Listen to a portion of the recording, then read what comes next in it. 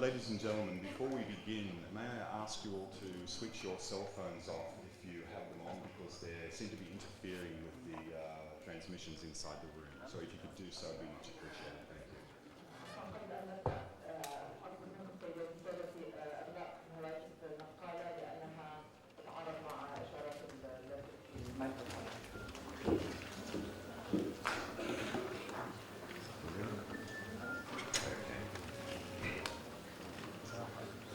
سعادة وزير حقوق الانسان في العراق، الممثل الخاص لأمين العام للامم المتحدة، سعادة السفراء، ضيوفنا المميزين، سياداتي ساداتي. اسمي فرانشيسكو موتا، مدير وحدة حقوق الانسان للامم المتحدة في العراق، ومندوب المفوض السامي لحقوق الانسان في العراق. يسعدني أن أرحب بكم جميعا في حفل احتفال لليوم العالمي لحقوق الإنسان. بأخص أريد أن أرحب بضيوفنا العراقيين، ومن ضمنهم الأشخاص ذوي الحاجات الخاصة وطلاب الحاضرين معنا اليوم المشاركين حتى بالاحتفال بمناسبة هذا الحدث المهم. موضوع حدث هذه السنة هو المدافعين عن حقوق الإنسان الذين يأخذون موقف ضد التمييز بكل أشكاله. Your Excellency, the Minister for Human Rights of the Government of Iraq, Special Representative of the Secretary General, Excellencies, distinguished guests, ladies and gentlemen. My name is Francesco Motta. I am the Chief of the Human Rights Unit of UNAMI, and I'm also the representative of the High Commissioner for Human Rights in Iraq. And I welcome you all to this celebration today, marking Human Rights Day. I particularly welcome these Iraqi citizens, including persons living with disabilities, and school students who are present here with us today to help us celebrate this important event. The focus of this year's event is human rights defenders who take a stand to end discrimination in all its forms.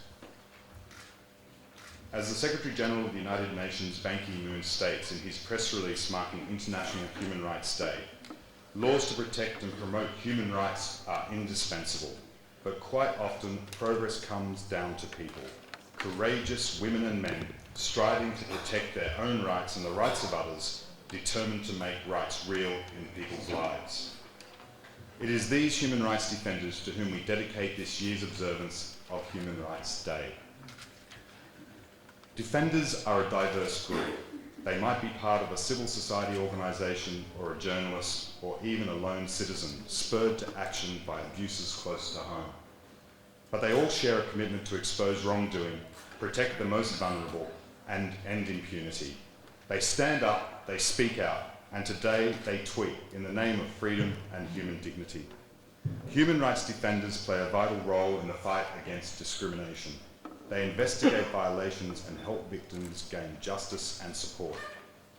However, human rights defenders are often put at risk as a result of their courage. As the Secretary General remarks, far too often their work entails tremendous risk. Defenders are harassed, stripped of their jobs and wrongfully imprisoned. In many countries they are tortured, beaten and even murdered. Their friends and family members are also subjected to harassment and intimidation. As the Secretary General further observes, when the lives of human rights advocates are endangered, we are all less secure. When the voices of human rights advocates are silenced, justice itself is drowned out. Similarly, the High Commissioner for Human Rights, Navi Pillay, states, many defenders move in volatile and dangerous environments. In numerous parts of the world, they are harassed, arbitrarily arrested, detained incommunicado, and killed. Many of those who pay the ultimate price for their advocacy remain unknown to the wider world. Despite grave risks, human rights defenders everywhere continue to champion the vision of the Universal Declaration of Human Rights through their ideas and through their deeds. They know that silence and inaction embolden those who violate human rights. I personally would say that the truth is that each of us has prejudices that may lead us to discriminate against others who are different to ourselves, often without us even realising it. Similarly, each of us has something about us that gives us the potential to be discriminated against. The challenge is to recognise our own prejudices and to do something about it, to take a stand to end discrimination and to protect those who are discriminated against.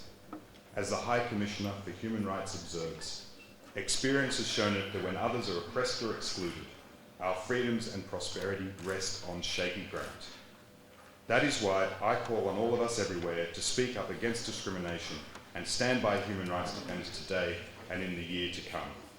This sentiment was echoed by the Secretary-General himself.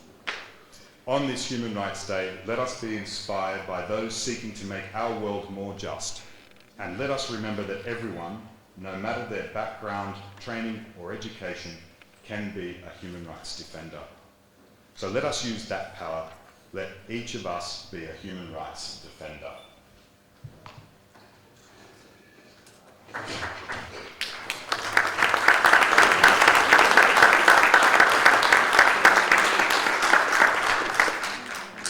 I would like to call upon now Mufa Al-Khafaji, the representative of the Iraqi Alliance for Persons with Disabilities, which will be followed by a performance by members of the Iraqi Alliance for Persons with Disabilities. Thank you.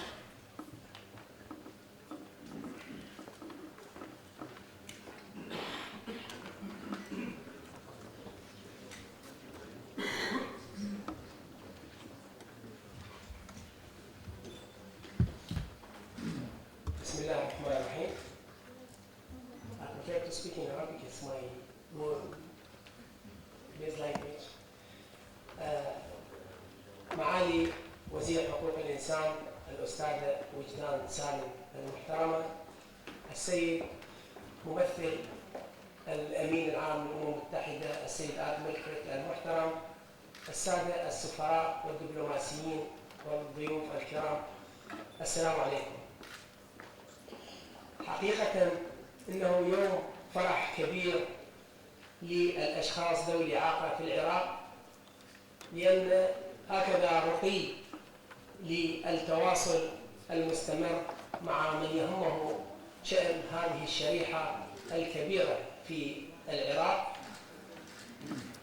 تواصل المستمر مع بعثة الأمم المتحدة يوناني ومع السيد ملكرت ومع مكتب حقوق الإنسان في يوناني هو يعتبر انتصارا كبيرا لشريحة ذوي الاحتياجات الخاصة في العراق كي يكونوا على قرب مع من يمكن أن يقدم الرشد والنصح والاستشارة فيما يخص الأشخاص المعوقين في العراق. كما أن تواصلنا المستمر مع مكتب معالي وزير حقوق الإنسان وتواصل مستمر جعل من القضية أكثر رقيا للوقوف على الاحتياجات والهموم والمعاناة لما يقارب أكثر من 2 مليون إنسان معاق في العراق يعيشون للأسف في ظروف قاسية. حقيقة نفخر بأن جهود الأمم المتحدة دائما تسعى في مساعي إنسانية، ونحن اليوم نحتفل بهذه الذكرى 62 للإعلان العالمي لحقوق الإنسان، أو حقيقة 62 عام من التميز باتجاه مناصرة حقوق الإنسان حول العالم. إلا أننا اعتبرنا انتصارنا الكبير يوم دخلت الاتفاقية الدولية لحقوق الأشخاص المعوقين CRPD حيز التنفيذ بعد جهود مضنية وكبيرة دامت 4 سنوات في أروقة الأمم المتحدة إلى أن دخلت حيز التنفيذ في 2008، ولغاية هذا اليوم وقع عليها 147 دولة ومصادقة 96 دولة. جهود مثابرة يقوم بها تجمع المعوقين في العراق مع كل المعنيين، مع وزارة حقوق الإنسان، مع السادة البرلمانيين في مجلس النواب العراقي، مع مكتب حقوق الإنسان اليوناني، من أجل أن يكون العراق يلحق بركب هذه الدول لكي يكون طرفا في هذه الاتفاقية المهمة من حقوق الأشخاص المعوقين في العراق. كذلك هناك انتصارين آخرين أنجزتهما الأمم المتحدة، هي بصدور اتفاقيتين دوليتين قد التحق بهما العراق، وهما اتفاقية أوتاوا لتحريم الألغام واتفاقية أوسلو لتحريم القنابل العنقودية. في هذه الاتفاقيتين هناك مواد تلزم الدول الأطراف أن تقدم البرامج من أجل تأهيل ورعاية وحياة كريمة للمعوقين من ضحايا هذه المخلفات.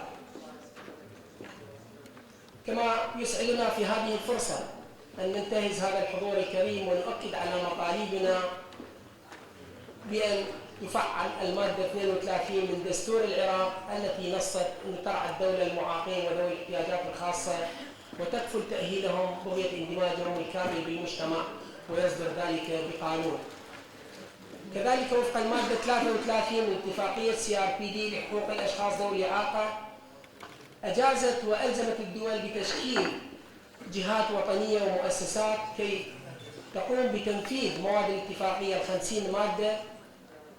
ومن هنا انطلقنا وأسوة لما شاهدناه في معظم دول العالم بالمطالبة بتأسيس وتشكيل هيئة وطنية مستقلة لشؤون المعوقين في العراق الذي اكتملت مسودتها وعبرت أشواطا كبيرة وحصلت كثير من الموافقات الأولية خلال لقاءاتنا المباشرة مع دولة رئيس الوزراء الأستاذ نور المالكي ومع السيد رئيس مجلس النواب السابق. وكذلك تشرف تجمعنا في 4/10/2010 أي قبل حوالي أكثر من شهر من الآن، تشرفنا بلقاء فخامة رئيس الجمهورية جلال الطالباني الذي كان مؤازرا ومناصرا ومستجيبا إلى درجة كبيرة إلى التعاطف مع احتياجاتنا والمطالب الاستراتيجية واعتبرها حقوقا مشروعة وسلمنا ورقة تحريرية بتوقيعه إنه طرف مؤازر ومساند لهذه المطالب المشروعة. آسف للإطالة وشكرا جزيلا والسلام عليكم ورحمة الله وبركاته.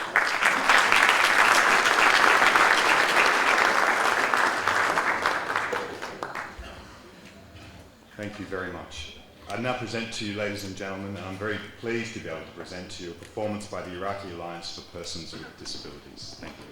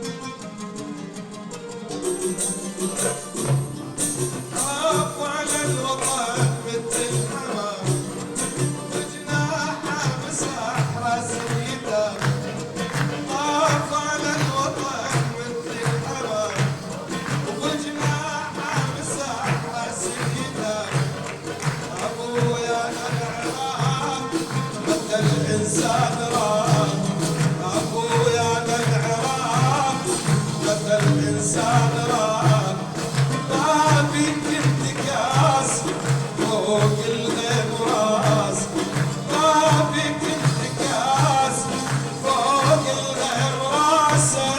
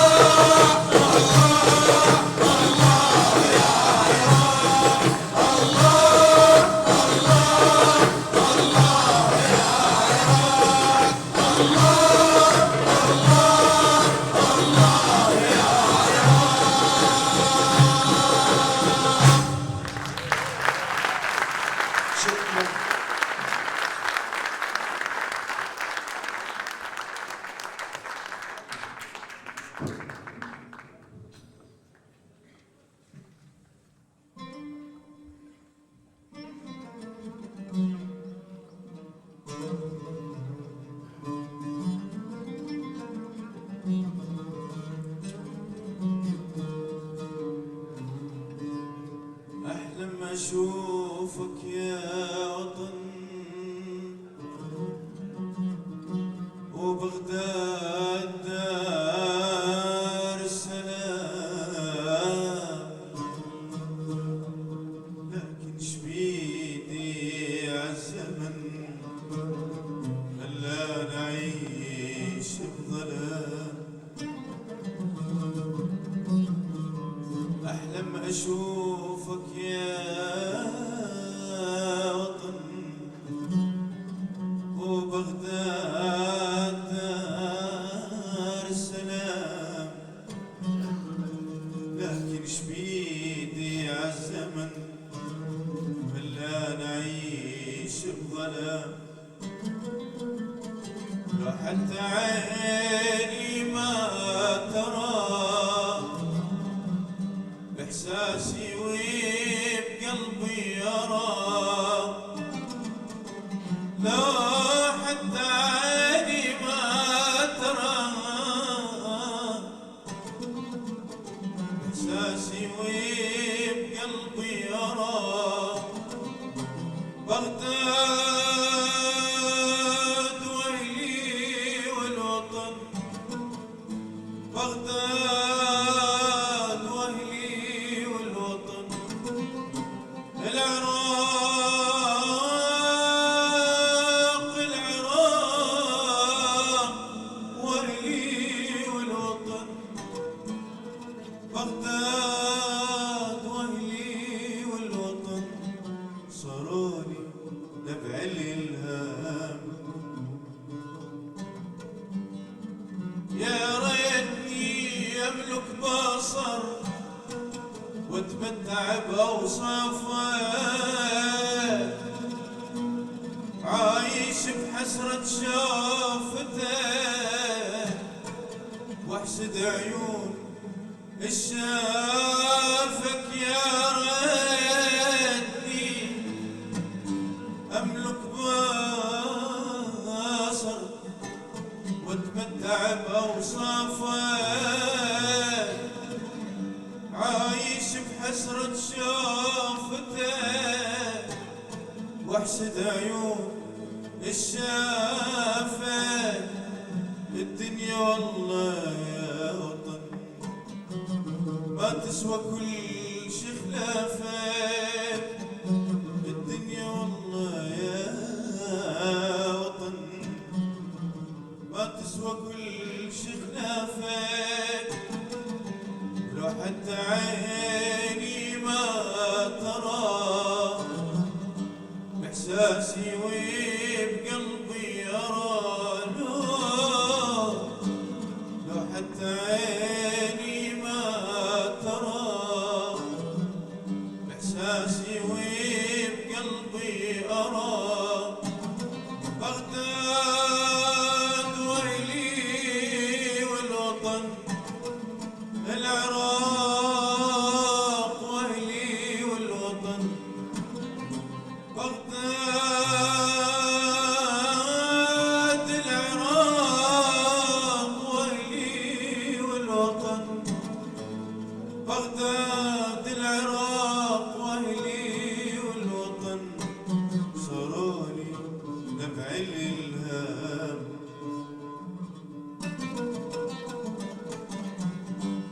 يا شعبي يا شعب المجيد، يا أهلي ويا أخوتي، ما عندي أغلى من الوطن، أنا في حياة وموتي، يسحرني وأحلى من العسل اسم العراق بصوتي، يسحرني واحلى من العسل اسم العراق بصوتي. لو حتى عيني ما ترى احساسي وبقلبي أرى، بغداد العراق وأهلي والوطن، العراق بغداد وأهلي والوطن، بغداد العراق وأهلي والوطن، بغداد وأهلي والوطن، صارولي صارولي نبع الإلهام.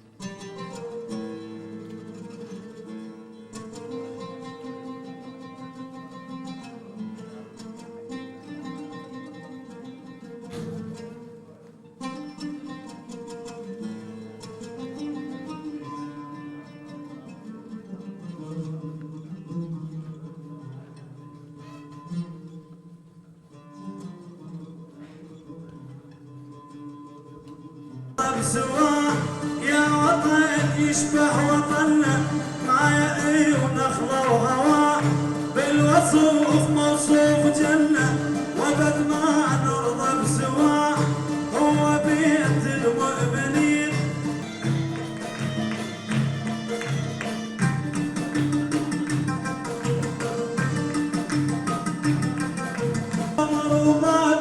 يا بلاد الحضارات يا بلاد الحضارات غير أرضك يا بلادي والله تهلنا يا وطن الكبرياء يا هديت رب السماء يا بلاد الرافدين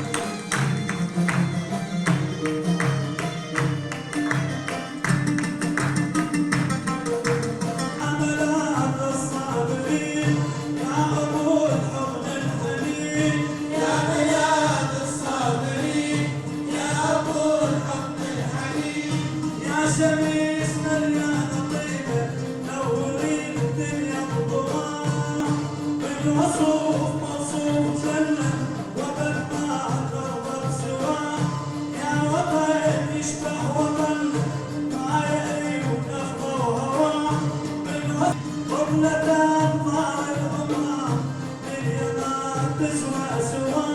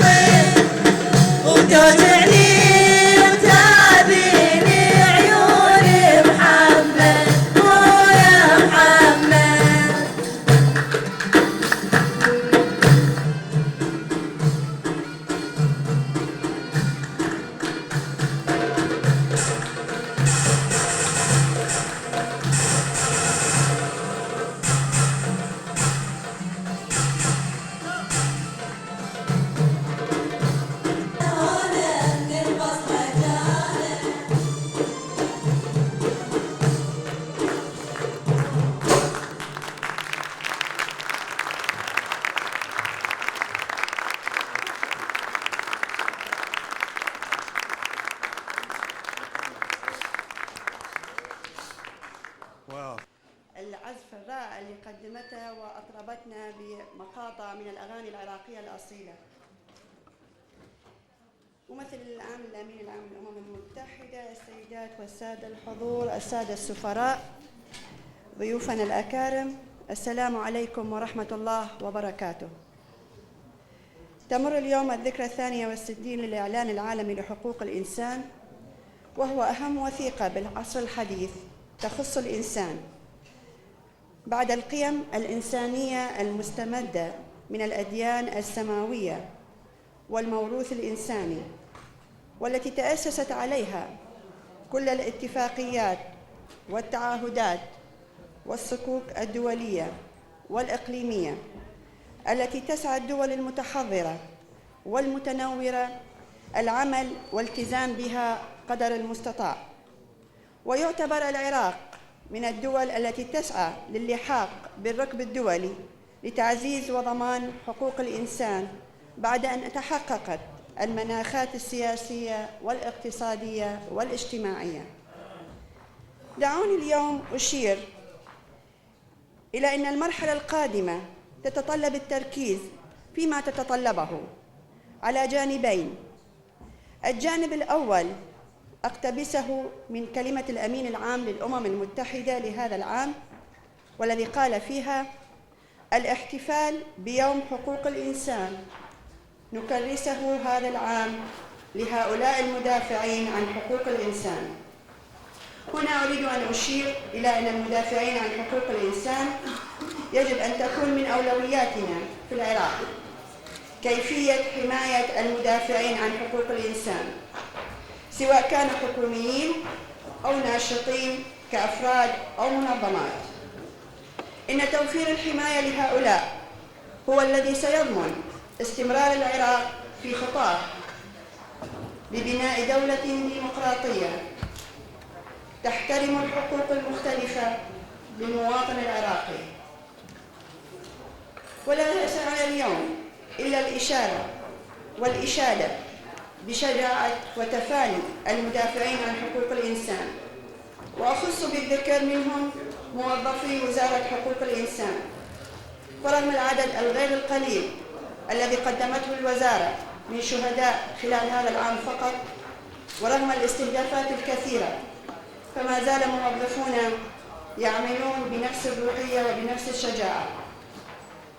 وإقراراً من الوزارة بدور المدافعين عن حقوق الإنسان، فقد عملت وبالتعاون مع الأمم المتحدة على تأسيس شبكة للمدافعين عن حقوق الإنسان يضم ناشطين وصحفيين وإعلاميين وأكاديميين، ونأمل النجاح لهذا المشروع الذي ما زال قيد التنفيذ. الجانب الثاني الذي أرغب في الإشارة إليه هو كيفية الحفاظ على الحقوق والحريات المنصوص عليها دستورياً. أعتقد أنه علينا في المرحلة القادمة أن نعمل جميعاً من سلطات مختلفة، قضائية، تشريعية، تنفيذية، إضافة إلى المجتمع المدني من ناشطين ومثقفين وأكاديميين ومختلف فئات الشعب على حماية الحقوق والحريات المنصوص عليها في الدستور العراقي. فرغم كل ما تم تحقيقه في مجال حقوق الإنسان، سواء من بناء مؤسسات تعنى بذلك أو الانضمام لاتفاقيات جديدة أو كتابة التقارير الخاصة حول تقييم تنفيذ العراق لالتزاماته بالاتفاقيات الدولية، أو حتى ما تم إنجازه في مجال التثقيف حول تعزيز حقوق الإنسان، ما زال يعتبر الخطوة الأولى في بناء مفهوم حقوق الإنسان في العراق، ونحتاج للكثير من العمل لتعزيز ذلك.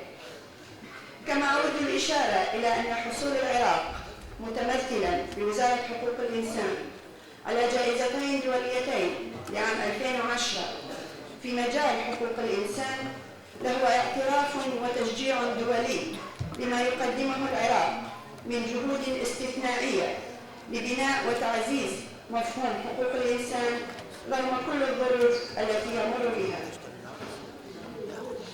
ختاماً، أقدم شكري وتقديري لكافة الأجهزة الأمنية في عملها لفرض الأمن وسيادة القانون وما تقدمه من تضحيات. كما أقدم شكري وتقديري لكل المدافعين عن حقوق الإنسان في العراق وأثمن شجاعتهم وتفانيهم. كما نقدم شكرنا وتقديرنا إلى دولة رئيس الوزراء نور المالكي لمتابعته ودعمه لكل ما من شأنه أن يعزز حقوق المواطن العراقي. ونثمن الدور المهم لمكتب مساعدة الأمم المتحدة في العراق اليوناني وكافة المنظمات الدولية والبعثات والمجتمع الدولي الصديق وكافة الدول التي ساندت وساعدت العراق في هذه الظروف الاستثنائية وساندت عملنا، ودمتم برعاية الله. شكرا جزيلا.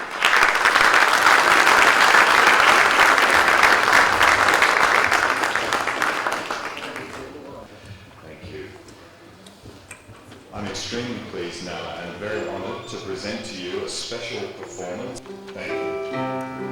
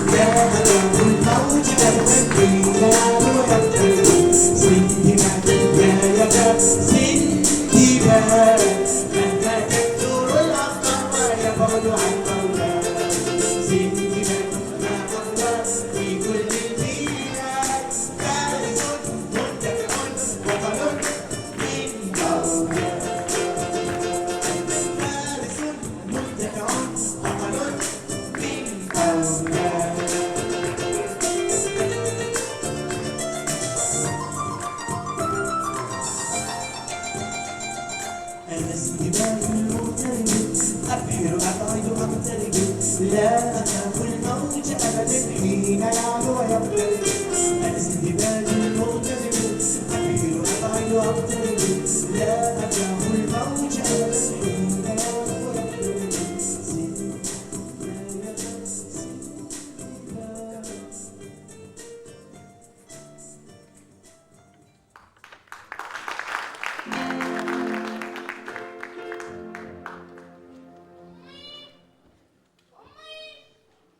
وين اليوم المتحدة تحتاج الموضوع؟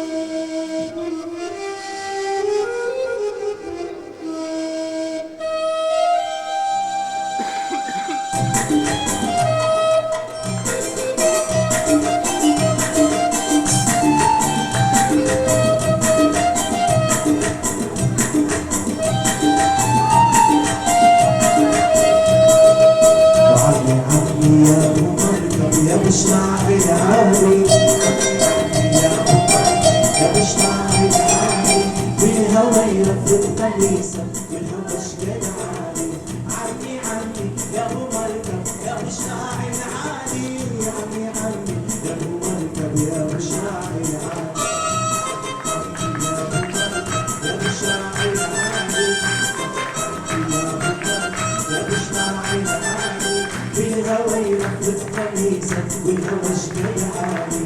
عمي عمي يا ابو مركب يا مشتاق العالي. عمي عمي يا ابو مركب يا مشتاق العالي.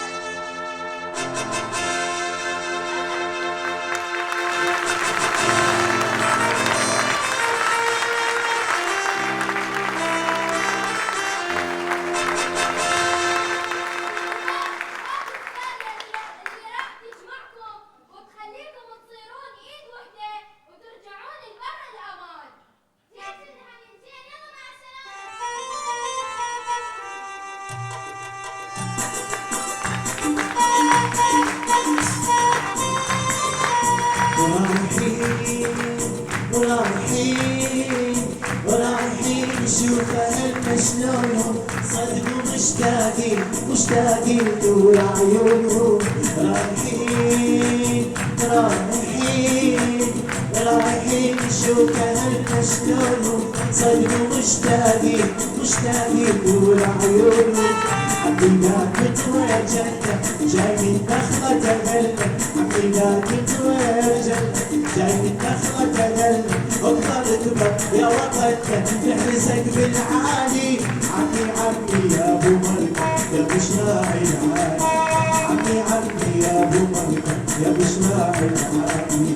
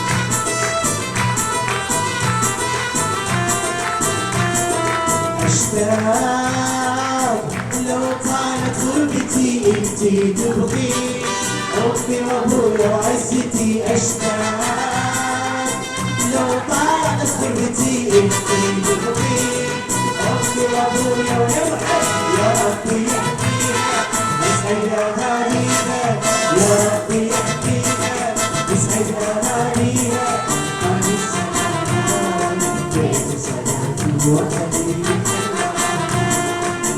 بالعرس وبخير عن السلام بين الصلاة وعليك السلام حولي عرس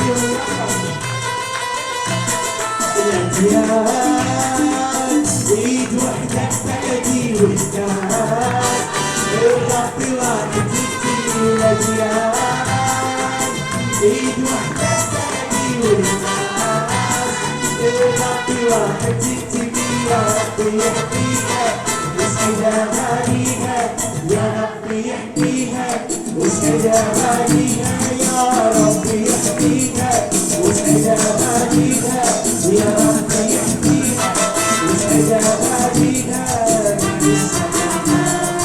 بالسلام وطني قولي الارض بخير عن السلام بالسلام وطني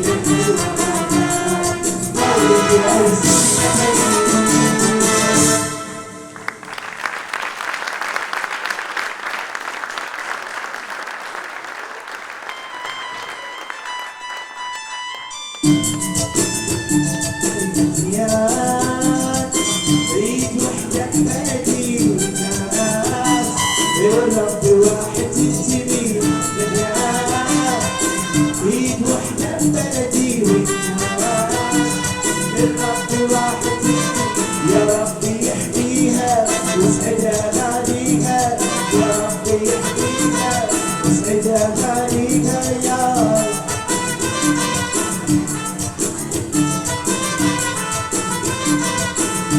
اهاليها يا ربي يحميها واسعد اهاليها عن السلام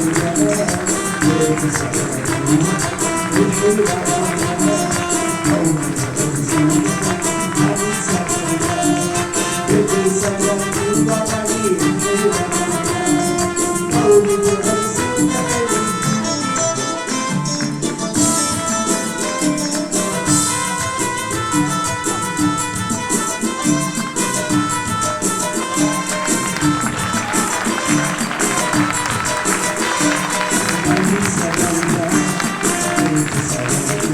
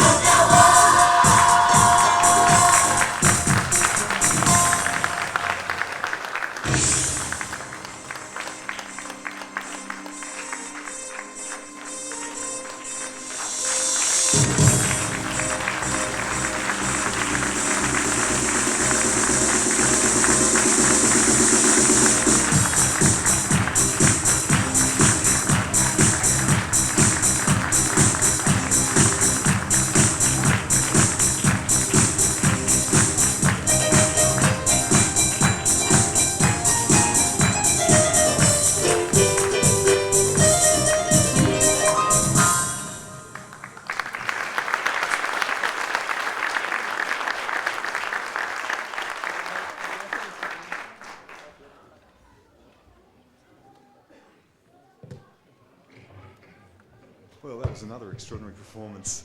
And it seems to me from the message of the play that the students were in fact the teachers on this occasion. So again, I'd like to give them a warm round of applause to thank the children for coming here today to show and play with us. Thank you.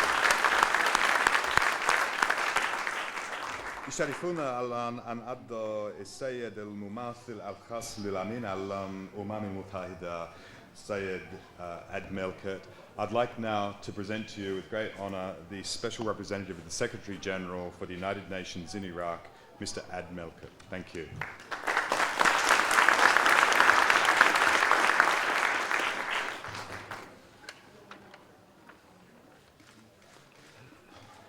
Ladies and gentlemen, this was really this morning a great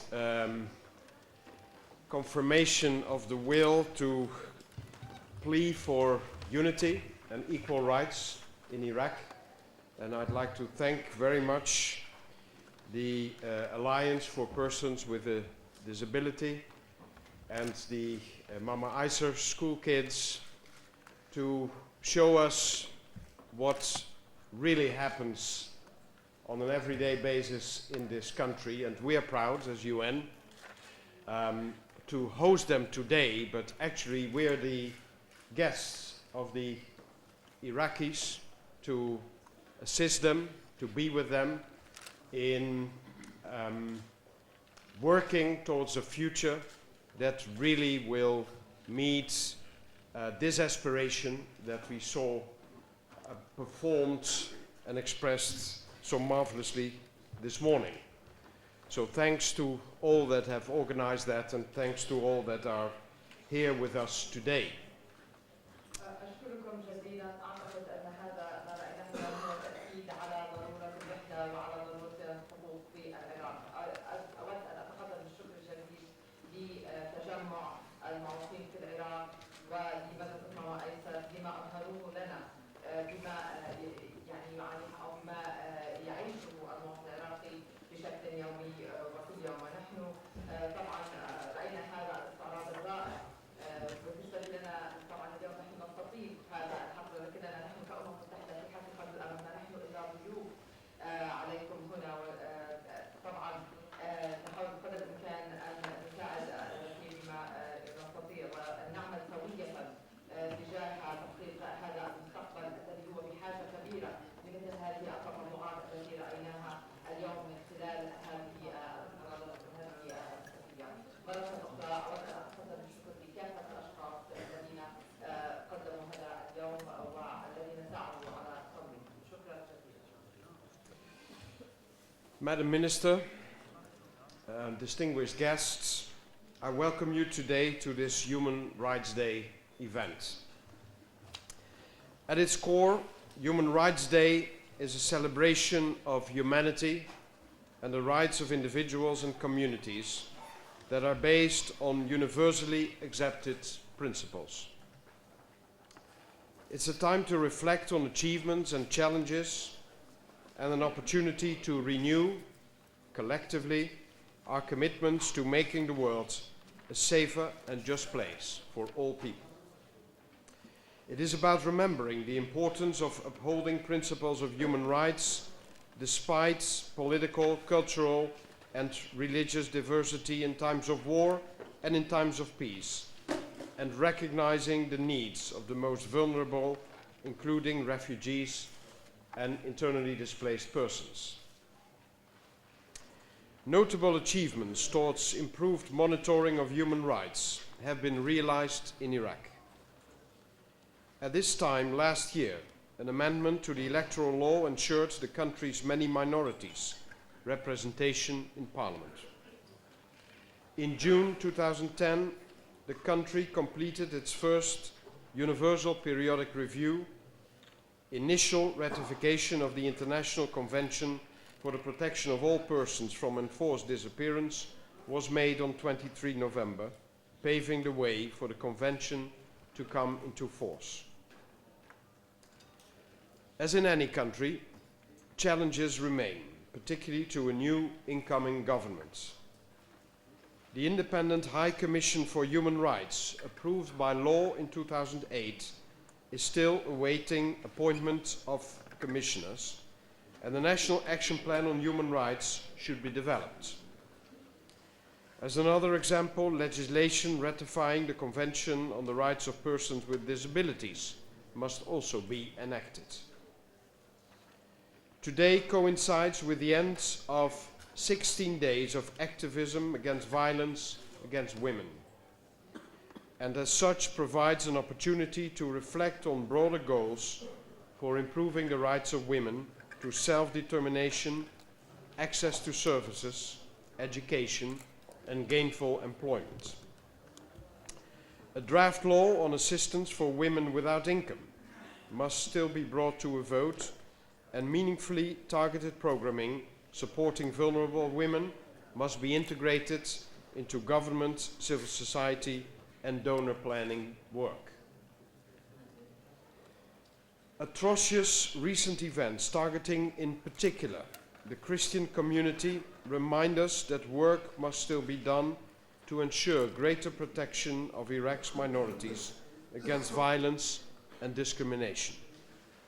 Every day, many Iraqis are victimized by violence intended to ignite sectarian conflict, despite the deeply ingrained conviction of most people that Iraqis can and should live together, regardless of their background or beliefs. We have also witnessed the importance of improving the protection of journalists from violence, intimidation, and threats, and the value of drafting laws protecting the freedom of expression. Over the past year, UNAMI has noted the challenges facing Iraq in its efforts to reform its detention systems, arguably one of the most difficult endeavors in any country emerging from decades of authoritarian government and conflicts. Ensuring that conditions of detention conform to international standards for the treatment of prisoners is critically important to uphold essential principles of the rule of law.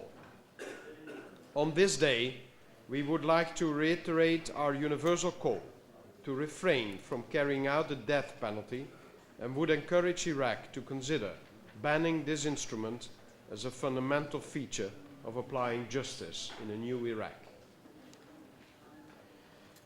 In the program today, we have been enjoying a performance brought to us by children, and I would like to highlight in particular the tremendous burden that Iraq's youth continue to bear. UNAMI notes that while the security situation has improved over the past years, children routinely and sometimes intentionally bear the brunt of violence.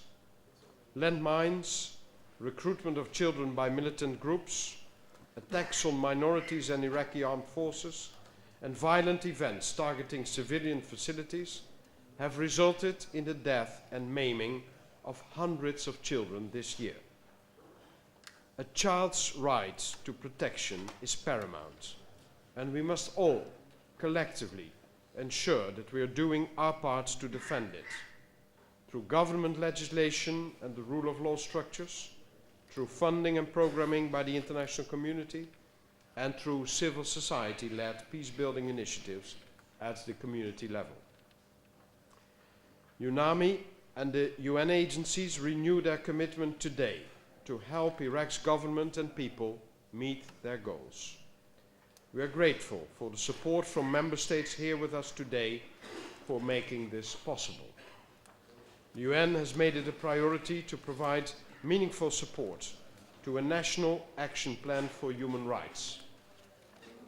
In line with our mandates, technical advice will continue to be given to the government and to the Independent High Commission on Human Rights, once established, on a range of human rights issues, including the drafting of legislation.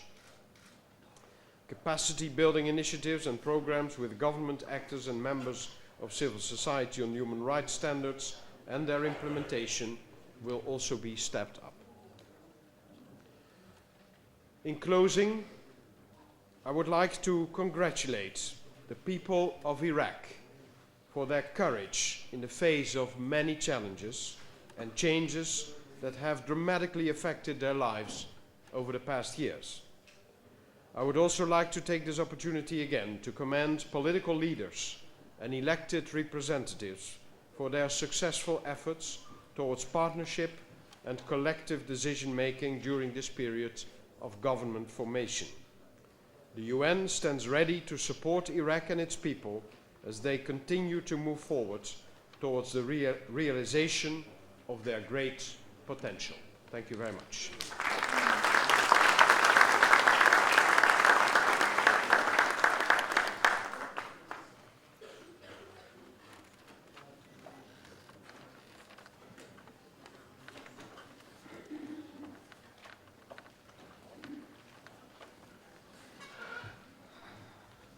سعادة وزيرة حقوق الإنسان في العراق، الممثل الخاص للأمين العام الأمم المتحدة، سعادة سفارة، ضيوفون العراقيين ومن ضمنهم الأشخاص ذوي الحاجات الخاصة والطلاب العراقيين.